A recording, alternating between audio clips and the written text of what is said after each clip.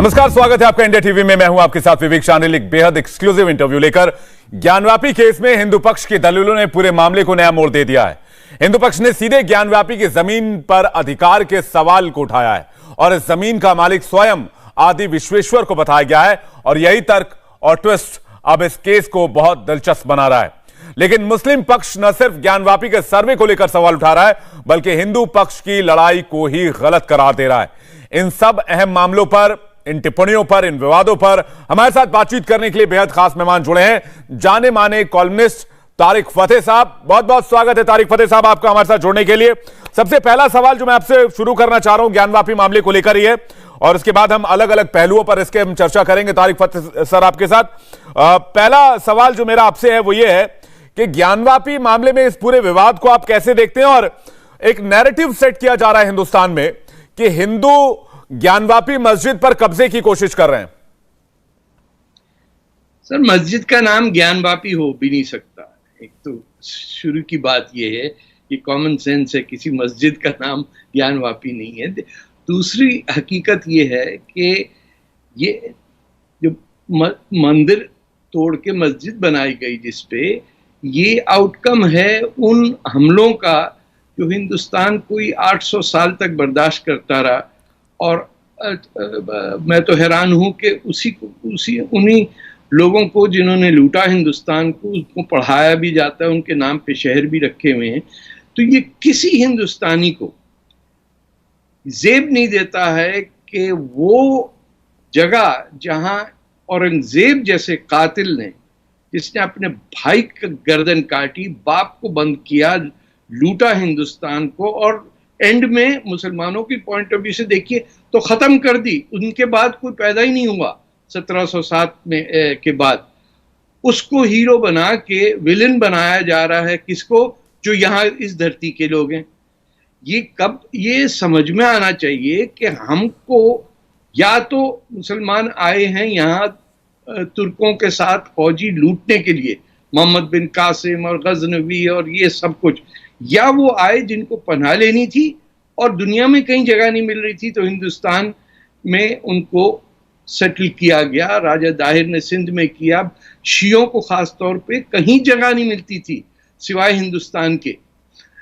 तो उन लोगों की औलादों को ये जेब नहीं देता है कि बजाय इसके कि दिल बड़ा करके वो कहें अरे बहुत मस्जिदें हैं यहाँ, ये काशी टेम्पल जो है इस पे जाने दो, थोड़ी अपनी ऐसी स्टैंड लो कि अगर उसमें कुछ हक भी हो तो लोग देख के कहें कि देखो यार कुछ अच्छा काम किया है। बजाय इसके ये वो जो स्टैंड लिया है मौलानाओं ने, और खासतौर पर वो जो आपके हैदराबाद के हैं कि ता क़यामत ये नहीं होगा वो नहीं होगा, इससे क्या इमेज पड़ता है? एक जगह हम कहते हैं इस्लामोफोबिया और वो बहुत बड़ी, अरे इससे इस्लामोफोबिया नहीं होगा तो क्या होगा कि शख्स कह रहे कि मरने के तैयार है एक मस्जिद के लिए। अरे आपको नमाज पढ़नी तो आप बैठे बैठे नमाज मुसलमान पढ़ सकता है। आप हवाई जहाजों में देखिए जगहें ले लेते हैं मुसलमान। ये सब दादागिरी वाला हिसाब है, क्योंकि हमें इजाजत है सीट पे जहां बैठे वहां भी नमाज पढ़ सकते हैं। जी तारिक साहब, एक नैरेटिव सेट करने की कोशिश की जा रही है। हिंदू पक्ष मंदिर पर कब्जा चाहता है या हिंदू मंदिर पर कब्जा चाहता है? सर, हिंदुस्तान में और कौन होगा? अफगान के लोग होंगे, तुर्क के लोग आएंगे यहाँ। जिस धरती का नाम हिंदुस्तान है उस पर टेंशन की क्या जरूरत है? आपको हिंदुस्तान नहीं एक्सेप्टेबल है, 47 में चले जाते। एक नहीं 2 मुसलमान मुल्क हैं आपके, बांग्लादेश चले जाते, वो भी सेकंड चांस दिया, पाकिस्तान चले जाते। ये तो नहीं हो सकता कि हिंदुस्तान नाम के एक मुल्क में रहें और कहें कि हिंदू जो है वो यहाँ क्यों है, और फिर जब कैमरे पे आए तो कहें तो हम तो भाईचारा चाहते हैं आपस में। आप भाईचारा चाहते हैं तो दिल भी तो बड़ा करें ना। एक मंदिर है, वो उसकी तारीख पहले जाती है, औरंगजेब का पता है कि उसने उसे तोड़ा। अब इसमें घबराने की क्या बात है जी? उसने तो अपने भाई का गर्दन काट के बाप के सामने ला के रख दिया। दारा शिकोह जो था, जब बजाय इसके कि दारा शिकोह को हम माने अपना हीरो एज ए मुस्लिम, हम औरंगजेब को वली मानते हैं। एक कातिल जो है वो वली कैसे बन सकता है? और उसके नाम जो उसने हरकत की कि मंदिर तोड़ा और मस्जिद बनाई, it should not be acceptable. बिल्कुल। ये बात जी धर्म की नहीं, जी ये मोरालिटी की भी है। कई चीजें धर्म में नहीं होती, कई चीजें आपके दिल के अंदर होता है कि सही क्या बात है और गलत क्या बात है, और उसमें हम फेल हो रहे हैं। फतेह साहब, आपने भी खुलासे देखे होंगे, खबरें सुनी होंगी, वजू खाने में कुआं मिला, एक कुएं का आकार का घेरा है, उसके बीच में शिवलिंग है, तो उसको बता रहे हैं वो फाउंटेन हो गया। आप पूरी दुनिया आप घूमे, आपने हिंदुस्तान, पाकिस्तान, आप समेत कई मुल्कों में आप रहे हैं। आपने कहीं देखा है कि वजू खाना हो, वजू खाने के बीच में कुआं हो, कुएं के बीच में 400 साल पहले फाउंटेन बनाया गया और कह रहे हैं वो फाउंटेन अभी चलता है, वो शिवलिंग नहीं है? ये जो नैरेटिव गढ़ने की कोशिश की जा रही है, इसे कैसे देखते हैं? देखिए, झूठ बोलना तो वैसे ही मुसलमान को जेब नहीं देता। देखिए, कुरान में एक बड़ी क्लियर लाइन है कि सच बोलो उस वक्त तक के तुम्हारी जान भी हो जाए, जाया हो जाए उसमें। जिस मजहब का प्राइमरी जो गोल है वो है सच, और जिस मुल्क के अंदर सच बोलना आपका मोटो है कि सच ही ऊपर चढ़ता है, अरे वहां तो बस कर दो ना। देखिए, पूरी दुनिया में मुसलमान एक ही मुल्क है, दो हैं जहां वोट डाल सकता है, एक हिंदुस्तान है और एक इजराइल है। ये दोनों के दुश्मन है। आप ना पाकिस्तान में ये बात कर सकते हैं, ना अफगानिस्तान में, ना ईरान में, ना तुर्की में। आप कहीं चले जाइए, सोमालिया जाइए, जिधर जाइए गर्दन उठ जाती है जरा से बात की। अभी तो वो जॉर्डन के किंग ने अपने भाई को जेल में बंद कर दिया है। मतलब हमारे यहाँ जमहूरियत की रिवायत ही नहीं है ये खिलाफतों में और मुसलमान मुमलिकतों में। आप इसका अंदाजा इससे लगाइए कि किसी सुल्तान ने, किसी मुगल बादशाह ने आज तक वो चेरमान मस्जिद, जो दुनिया की पहली मस्जिद है, वहां हाजिरी नहीं दी है। पहले जो गए थे वो भी हमारे वो जो प्रेसिडेंट थे जो तमिलनाडु के हैं, he is the only Muslim leader who visited that place. आपको इस्लाम का दर्द है, आप जाके कोचिन के अंदर चेरमान की मस्जिद, वहां हाजिरी देके तो आइए पहले। आपने मंदिर तोड़ के मस्जिद बनाई, उस पर आप फख्र कर रहे हैं, घूम रहे। तो ये बदनीयती की बात है। इसमें कोई कानून जो कहते हैं कि 1991 का ये कानून, अरे भाई दिल क्या कहता है तुम्हारा? तुम्हें नहीं पता कि औरंगजेब ने मुसलमानों को कितना मारा? मिस्र से भागे हुए लोग जो फातिमाई डायनेस्टी के थे, जो आजकल भी हिंदुस्तान में दाऊदी बोहरा मुसलमान रहते हैं, यमन, कहीं जगह नहीं मिली, हिंदुस्तान में रहे वो। औरंगजेब ने क्या किया?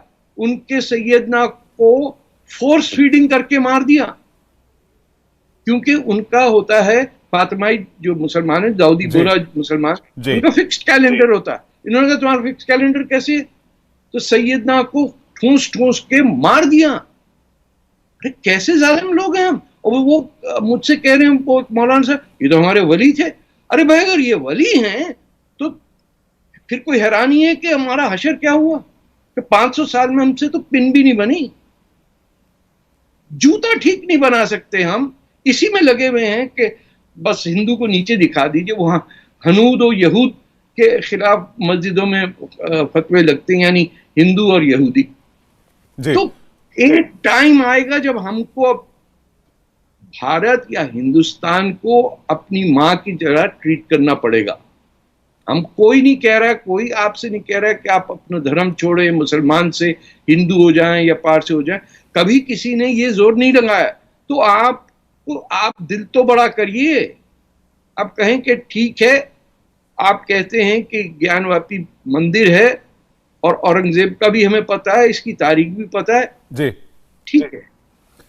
मस्जिद में गुंबद यहां पर जो है, जो सर्वे टीम अंदर गई थी, उन्होंने कहा कि गुंबद के नीचे मंदिर के शंकु आकार की मीनार दिखती है और वो साफ पता चलता है कि अंदर से वो पहले कभी मंदिर रही होगी। ये सर्वे टीम जो अंदर जाकर कोर्ट के आदेश के बाद अंदर गई थी, उसका दावा है।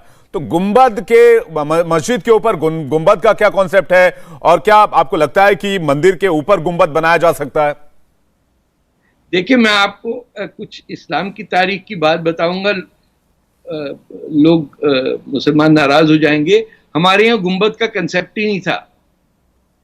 जो प्रॉफिट मोहम्मद हमारे सल्लल्लाहु अलैहि वसल्लम, जिनकी पहली मस्जिद थी, आप दो चीजें सुनेंगे हैरान होंगे। एक तो उनकी छत फ्लैट होती थी, दूसरी संडे को वहां इबादत होती थी क्रिश्चियनों की। ये गुंबद जो आया है ये आया ईस्टर्न ऑर्थोडॉक्स चर्च। जब हमने दमिश्क में ईस्टर्न ऑर्थोडॉक्स चर्च पे कब्जा किया, जिसको हम उमैयद मॉस्क आज कहते हैं, वहां से गुंबद लेके फिर तुर्कों ने अडॉप्ट किया। हमारे पास वो इंजीनियरिंग नहीं थी कि ये, तो आप वहां देखिए कि वहां पे भी एक चर्च को दमिश्क में कब्जा किया, इस्तांबुल के अंदर किया हुआ वो हाजिया सोफिया का, और उसी टेम्पल से ये जो गुंबद है ये वहां से हमने इंपोर्ट किया। ये अरब ट्रेडिशन में गुंबद था ही नहीं कहीं। आप कहीं उठा के देख लीजिए, फ्लैट रूफ होती थी। और ये हिंदुस्तान में आके फिर इन्होंने ये जो तुर्क मुसलमान आए हैं जो इन्वेड करके, तैमूर वगैरह, ये इनका असर है। मोहम्मद बिन कासिम वगैरह के जमाने में तो फ्लैट रूफ होती थी। कोई मुझे बताइए कि ये गुंबद को आपने एज ए इस्लामिक कैसे इंट्रोड्यूस कर दिया। अब सिखों ने भी उसको इस्तेमाल किया। ये स्टाइल सारा ईस्टर्न ऑर्थोडॉक्स चर्च का, लेकिन ना पढ़ने की जरूरत हम समझते हैं, ना चैन से बहस कर सकते हैं, क्योंकि हर चीज पे फतवा लग जाता है कि तुम तो काफिर की औलाद हो, तुमको कोई इंडिया पैसा खिला रहा होगा। ये कहीं स्टडी करके तो देखें कि जो पहली मस्जिद हिंदुस्तान की है वो तो चिरमान में है, कोचिन के पास है जी। जाके देखिए उसका पहला सीमेंट के पत्थर पड़े हुए हैं, किस टाइप की थी वो। तो जबरदस्ती करने की जरूरत नहीं है ना जी। ज्ञानवापी जो मस्जिद है जिसमें सर्वे टीम गई थी तारिक साहब, वहां पर ओम के निशान मिले, त्रिशूल के निशान मिले, जो पश्चिमी दीवार है वहां पर श्रृंगार गौरी की मूर्ति बनी हुई है। क्या ऐसी जगह से नमाज पढ़ी जा सकती है? देखिए, नमाज कहीं भी पढ़ी जा सकती है। बदनीयत आदमी हो तो उसकी मस्जिद में भी नहीं सुनी जाती, लेकिन मुसलमान को कोई पाबंदी नहीं कि कहां पढ़े और कहां नहीं पढ़े। मैंने आपसे कहा बैठे हुए आप पढ़ सकते हैं। आपको मस्जिद नहीं है, आप अपनी ऑफिस की सीट पे भी बैठ के जल्दी से 2 रकात नमाज पढ़ लीजिए, कोई टेंशन नहीं है। एक तरह से कब्जे की हुई जमीन हुई, तो कब्जे की जमीन से नमाज की जा सकती है? नहीं, वो तो मना है। कब्जे की किसी की जमीन चोरी करके मस्जिद बनाना तो साफ बिल्कुल नॉट अलाउड। वो वर्जिन लैंड होनी चाहिए, वो किसी की मलकियत ना हो, तब आप उस पर मस्जिद बनाएं। ये थोड़ी कि चोरी किसी और की जमीन पे चोरी करके मस्जिद बना दी आपने। ये जो सड़क पे नमाज पढ़ रहे हैं आपके दिल्ली में भी और पेरिस में, ये तक इस पे ममानत है कि दूसरे को तकलीफ दे रहे हैं। आप इबादत नहीं कर रहे हैं, आप कह रहे हैं मैं आपको तंग करूंगा और आपके आड़े आऊंगा, देख लीजिए आप क्या कर सकते हैं, फलाना कानून फलाना कानून फलाना। ये नेक नियति नहीं है। ये कानूनबाजी करने में पार्टीशन हो गया। इस चक्कर में देखिए किसका नुकसान हुआ। मुसलमान 3 हिस्सों में बढ़ गए ना, अपने आप को बड़े समझदार समझते थे। तो नतीजा यही होता है कि जब आप अकल इस्तेमाल नहीं करते, आप किसी से मोहब्बत नहीं करते हैं, तो आपको जलन सी, जो जेलसी के अंदर जो फैसला है वो तो है ही शैतान का। तो क्यों एक इबादत की जगह पे आप शैतानी हरकतें कर रहे हैं कि झूठ बोल रहे हैं कि ये या नहीं है, ये फव्वारा। अरे फव्वारा 400 साल पहले फव्वारा कहां से आ गया भाई? फव्वारे के लिए जो मैकेनिक्स चाहिए, जो इंजीनियरिंग चाहिए, मौजूद नहीं थी। आप पहले फव्वारे जो रोम के अंदर हैं, ये सब हैं, वो भी वाटर प्रेशर ऊपर होता था। वहां से जो रिवर फ्लो हो रहा है उसके प्रेशर से पानी ऊपर आता था। यहां फ्लैट जमीन पे फव्वारा चल रहा है। इसको बेवकूफ बना रहे हैं सर। जब या तो आप बताइए कि साहब बाकी मस्जिदों में फव्वारे क्यों नहीं है? जो 400 साल पहले मस्जिदें हैं, हिंदुस्तान भरा पड़ा मस्जिदों से भी, कोई फव्वारा तो दिखाइए। अच्छा, वो एग्जाम्पल क्या देते हैं कि ताजमहल। अरे एक मस्जिद की बात हो रही है, तुम ताजमहल पे आ गए। ताजमहल स्टोरी अलग खुल गई ना। अब उसके बारे में भी, अब ये जो तस्वीर आप दिखा रहे हैं जी, अगर ये मानते हैं कि ये दिस इज अ सिंबल कि यहाँ ये हिंदुओं की इबादत की जगह थी, तो आप क्यों उससे झगड़ा कर रहे हैं? आप क्यों नहीं छोड़ते? ठीक है, आपके पास दिल बड़ा करिए, बोलिए अल्हम्दुलिल्लाह, ठीक है, से करिए। ये नजर आ रहा है सामने, कह रहे हैं फव्वारा। ये कितना बड़ा झूठ बोलना मजहब के नाम पे। ये बिल्कुल एंटी इस्लामिक बात है। झूठ बोल रहे हैं इबादत की मस्जिद के चक्कर में। ये एक्सेप्टेबल नहीं है। और इसीलिए फिर क्या होता है, कहते हैं कि अरे साहब इस्लामोफोबिया हो गया। अरे इस्लामोफोबिया नहीं होगा तो क्या होगा? आप एक चीज जिसको नजर आ रहा है कि फवारा नहीं है, कह रहे हैं फवारा जी। तो तारिक साहब जी, तारिक साहब अभी काशी की बात चल रही थी, ज्ञानवापी की बात चल रही थी, इसके साथ साथ मथुरा में भी ईदगाह मस्जिद की बात होने लग गई है। अयोध्या का चैप्टर आपने देखा ही। ऐसा क्यों है हिंदुस्तान में कि जो प्रमुख धार्मिक स्थल हैं वहां पर हमें मस्जिद दिखती है? आपने इंडिया को बहुत करीब से स्टडी किया है, इसलिए मैं सवाल आपसे पूछ रहा हूं। देखिए, एक समझिए कि एक जिसे कहेंगे डॉक्ट्रिन है मुसलमानों का, खास तौर पे ये जो सब कॉन्टिनेंट के हैं, बड़े सगीर हिंदुस्तान के जो मुसलमान हैं, वो कहलाई जाती है गज़वा हिंद की डॉक्ट्रिन। गज़वा हिंद जो है, जो एक पेशन गोई की है कि रोज़े क़यामत उस वक्त तक नहीं आएगी जब तक दो फौजें, एक रोम यानी यूरोप की तरफ और एक हिंद, गज़वा हिंद के लिए तमाम हिंदू टेंपल जब तक नहीं तोड़े जाएंगे क़यामत नहीं आ सकती। हिंदुस्तान का हर हिंदू जब तक मुसलमान नहीं होगा, गज़वा हिंद नहीं होगा, रोज़े क़यामत नहीं आएगी।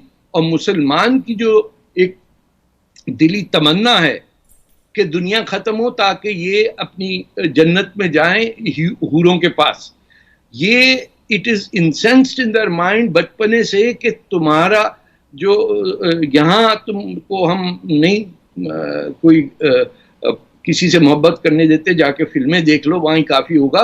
वो इसलिए कि तुम्हारी जो गर्लफ्रेंड है वो वहाँ बैठी हुई है 72। ये वाकई आप इसको मजाक नहीं समझिए, ये दिल में डाल दिया गया है कि दुनिया, जिंदगी शुरू होती है मरने के बाद जी। तो जब आपकी जिंदगी मौत के बाद है तो बाकी लोग तो मारे गए ना इस चक्कर में। आप आराम से जिए, और जहां मुसलमानों की मेजॉरिटी है वहां टेस्ट कर लीजिए कहां ये जुस्तजू है, किस ईरानी को पड़ी है कयामत की, किस तुर्क को पड़ेगा। ये जहां माइनॉरिटीज दूसरी हैं उनको मारने के लिए इनकी तमन्ना है कि हम मर जाएं, सारे जाएंगे इसमें। और बहुत ही इससे नुकसान हो रहा है मुसलमानों का हिंदुस्तान। कुछ नेता इस पर कमेंट कर रहे हैं, कुछ कहते हैं, आपने भी जिक्र किया था, बाबरी खो दी, ज्ञानवापी नहीं खो सकते। ये भी कह रहे हैं कि ज्ञानवापी मस्जिद थी और कयामत तक मस्जिद रहेगी। इस पर क्या कहेंगे? सर, बाबर का क्या ताल्लुक हिंदुस्तान से? ना पैदा हुआ ना मरा। यहाँ जाते जाते एक मस्जिद बना गया और उसके लिए 500-600 साल लोग लड़ते रहे, एंड में हशर हो गया। जो अल्लाह ताला चाहता था वही हुआ, अपने ओरिजिनल पोजीशन पे आ गए ना। कैसे हम बाबर को एक्सेप्ट करें हिंदुस्तान में? हम अगर हिंदुस्तानी हैं और ये 5-6 हजार साल पुरानी सिविलाइजेशन है और हम उसको डिफेंड कर रहे हैं जिसने हमला किया, लूट लिया, 20-20 हजार बच्चियां हमारी ले जाके दमिश्क में बेचा है। जो लोग, ये सिर्फ पॉलिटिक्स है या ये पॉलिटिक्स को लेकर कर रहे हैं या फिर ये मेंटालिटी क्या है? ये कह रहे हैं कि कयामत तक ज्ञानवापी मस्जिद ही रहेगी, बाबरी मस्जिद खो दी, दूसरी नहीं खो सकते। कुछ तो औरंगजेब की मजार पर फूल तक चढ़ा है। चढ़ाए, वो चढ़ाएंगे, वो कहते हैं हमारा वली है। मैंने कहा कातिल कैसे होता है यार? इस्लाम में कत्ल की सजा है गर्दन उड़ा देना। तुम उसको वली मान रहे हो जिसने अपने बड़े भाई दारा शिकोह का कत्ल किया, बाप के सामने उसकी सर फेंक दिया और बाप को जेल में बंद कर दिया, वो वली है? अगर ये वली है तो भैया माफ करो, हमें को बुद्ध दिलवा दो ताकि हमारे लीडर कुछ अकल से काम कर दें, कुछ संत वगैरह आ जाएं, कुछ, यानी पागलपने की हद हो गई है। और आपने कहा ना कि सियासत है, ये धर्म है, ये मिक्सचर है। इजिप्ट के अंदर एक टर्म निकली, ये जमात इस्लामी और मुस्लिम ब्रदरहुड की, कि इस्लाम और अल इस्लामिया ये दो अलग चीजें हैं। वो उनको कोई ये इसमें डाउट नहीं है। इस्लाम वो है, वो जो 5 हम पे लाजिम चीजें हैं, रोजा, नमाज, ज़कात, हज और तौहीद, यानी एक ही पैदा करने वाले के सामने झुको और किसी के नहीं। ये तो 10 नंबर के फुटपाथिये पे झुक जाए, बड़ी बात करने के लिए तैयार हैं। मैंने हज में देखा सर लोगों को रिश्वत देते हुए, अब क्या बताएं। और वो सऊदियों को देखिए, पूरा हज मक्का जो है उसको ऐसे बना दिए जैसे महल हैं वहां पे। एक बादशाह ने, हमारी पहाड़ी थी जिसके बीच में कहते हैं कि हम तवाफ करते हैं, वो दौड़ते हैं दो, उनको एक जगह नजर पसंद आ गई, उन्होंने पहाड़ी काट के किंग खालिद ने महल बना दिया। कोई उफ नहीं किया किसी ने हिंदुस्तान में। रसूलुल्लाह की मस्जिद तोड़ के फ्लैटिन कर दी बुलडोजर से। ये तो अब देखिए, आपके सामने 2 हफ्ते पहले ही प्रॉफिट मोहम्मद की मस्जिद के अंदर मदीना में नारेबाजी हो गई और गाली गलोच वो इमरान खान के फॉलोअर्स हैं। तो कभी कभी सच बोलना सीख लें कि हम इसलिए पीछे रह गए हैं क्योंकि हम हिपोक्रेसी में हैं। और इस्लाम सिर्फ 5 चीजों का नाम है, बाकी जितने जिसने लिख दिया है, आपके वो अरुण शूरी की किताब पढ़िए जो फतवे निकले हैं वहां से, देवबंद और बरेली से, हमारी जिंदगी खराब कर दी सर। बजाय इसके कि बच्चे हमारे जाएं स्कूलों में ठीक ठाक नेकर शकर टाई वाई पहन के जाएं, उनको पहले भेज देते हैं आप मदरसे में। मदरसे में बच्चों के साथ क्या हो रहा है ये भी पता है सबको, और मुंह बंद रखें तो बेहतर है। बिल्कुल। वी आर जी, we are blaming someone else for our own mistakes. ठीक है तारिक फतेह साहब, 1-2 सवाल और जल्दी जल्दी से मैं आपसे लूंगा। मैं जानता हूं कि आपके पास चूंकि वक्त की थोड़ी कमी रहती है। एक सवाल मेरा है कि पाकिस्तान में अगर किसी मस्जिद पर कब्जा करके मंदिर बनाई गई होती, इस तरह का विवाद होता, तो चूंकि आप पाकिस्तान में रहे, तो पाकिस्तान में क्या स्थिति होती, अभी क्या हो रहा होता वहां पे? सर पाकिस्तान में कई ऐसे मंदिर हैं जिन पे कब्जा होके, एक जो लायलपुर शहर था जिसे आजकल फैसलाबाद कहते हैं, यही देखिए कि पहले एक अंग्रेज के नाम पे था, अब एक सऊदी के नाम पे उसी शहर का। इन लोगों बेचारों को अपनी वो उस पे एतमाद नहीं है कि हम कौन है। एनीवे, फैसलाबाद में एक सिखों के गुरुद्वारे के अंदर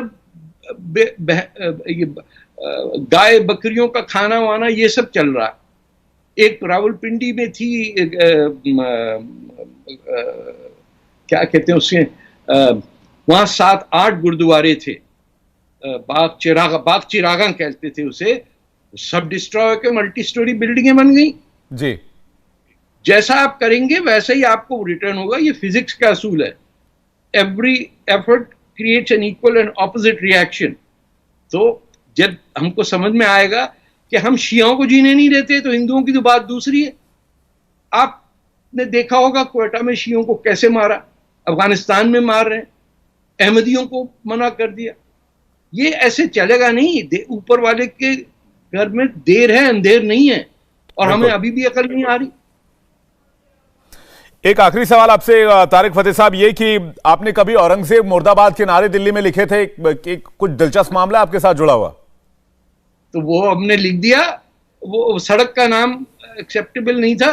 आप मुझे बताइए, दिल्ली के अंदर सबसे बड़ी सड़क का नाम औरंगजेब है?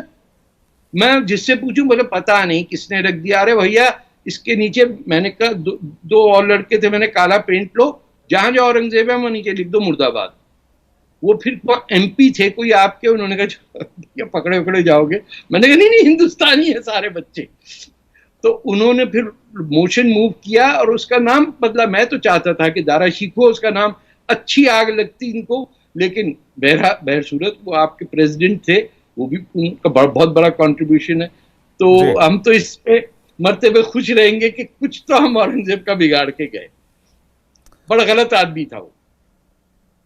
बिल्कुल, आज बिल्कुल उसी औरंगजेब के नाम पर देश में, हिंदुस्तान में खासकर सियासत बहुत चरम पर है। बहुत बहुत शुक्रिया तारिक फतेह साहब, हमसे बातचीत करने के लिए, अपना कीमती वक्त हमें देने के लिए, हमसे तमाम मुद्दों पर अपनी राय साझा करने के लिए। इंडिया टीवी हर वक्त हर जगह डाउनलोड करने के लिए सर्च करें India TV news Google play store या ऐप स्टोर पर।